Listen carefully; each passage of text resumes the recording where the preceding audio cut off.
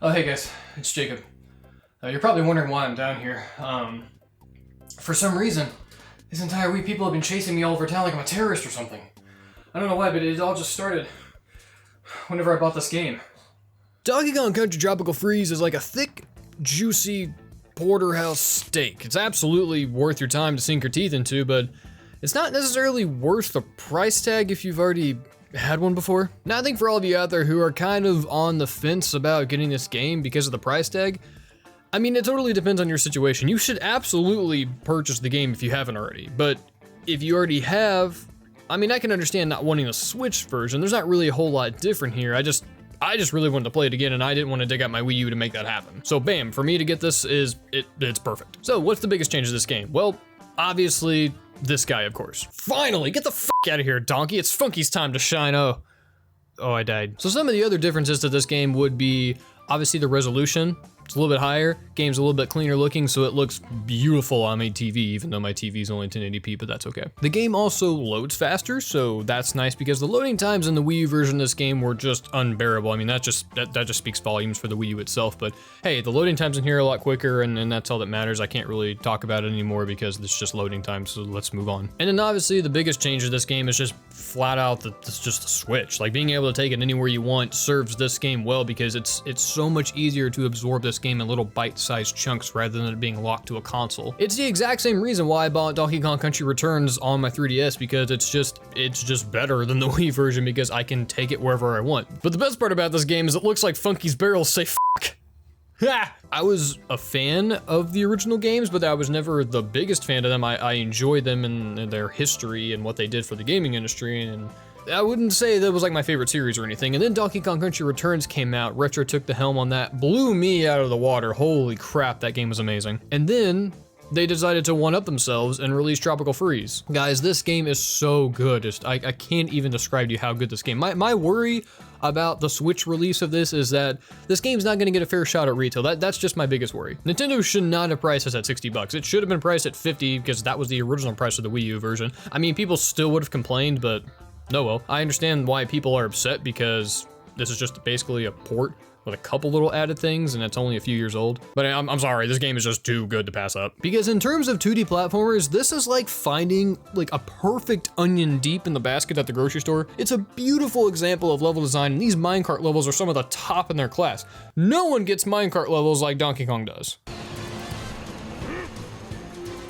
And I suck at them. I would say one of the biggest topics that keeps getting brought up with this game is its level of challenge. So obviously with Funky Mode being added, it's kind of like easy mode, but I wouldn't necessarily call it like baby mode or anything, because that's what some people are referencing it as. Like, no, the game is still challenging even though you're playing as Funky Kong. The only differences with Funky Kong are he can continuously roll or continuously swim without having to have another Kong on his back. He has a double jump, and he can also hover with his surfboard in the air. These changes don't necessarily make the game ridiculously easy. Like, it's still tough. It's still gonna kick you right in the nads, if you know what I'm saying. I would say the only thing that kind of feels a little OP about Funky Kong is the fact that he can just sit on spikes, even though his surfboard's probably just made of wood, not like steel. So along with that, the level design in this game is challenging. It is, but it's fair. It feels 100% like your fault every time you die. And I've talked about that before, but that's a huge thing for me in video games. That's a very important topic for me when I'm playing a game. I don't want to feel like the game is just bashing me in the face with challenge,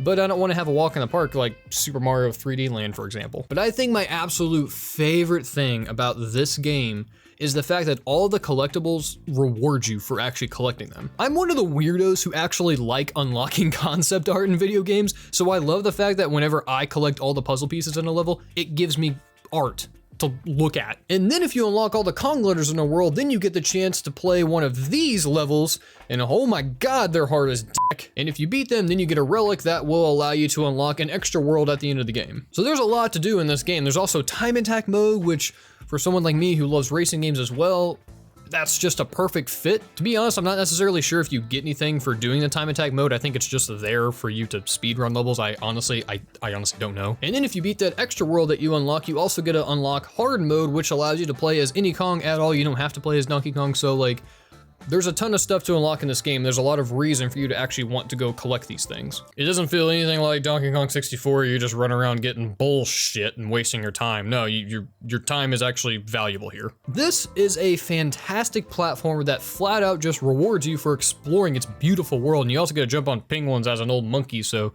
you know, animal violence. It is expertly designed and it's stuffed to the brim with things to do. I would imagine that in colleges that teach game design, this would be a game that they should reference. Like, this would be a game you would think that they would teach their kids how to design a level, because oh my god, it's just, these levels are beautiful. Donkey Kong Country Tropical Freeze is absolutely worth the price tag at $60. There is a ton of replay value with this game, and again, if you have not played this game, please pick this game up. It is wonderful, it's beautiful to look at, and the fact that some people are just flat out not gonna buy this game because of the price tag just kind of makes me sad. I mean, I understand. If you've already bought this game, no, I probably wouldn't pay $60 again either. Oh wait, I already did. But I do understand why some people don't want to buy it. Like, okay, fine, wait for a sale then. That's totally understandable. Or buy the Wii U version. I think it's $20. If you want to dig out your Wii U, that's fine. But please go out and pick up this game if you haven't already. This game is flat out worth the money. And just the simple fact that they possibly could make another one just makes me want this game to sell as much as possible. Guys, definitely really consider getting this game because it is absolutely incredible. I don't know why people keep chasing me all over town though. It's like you'd think that with the outrage that this is causing, someone like Donald Trump would have become president.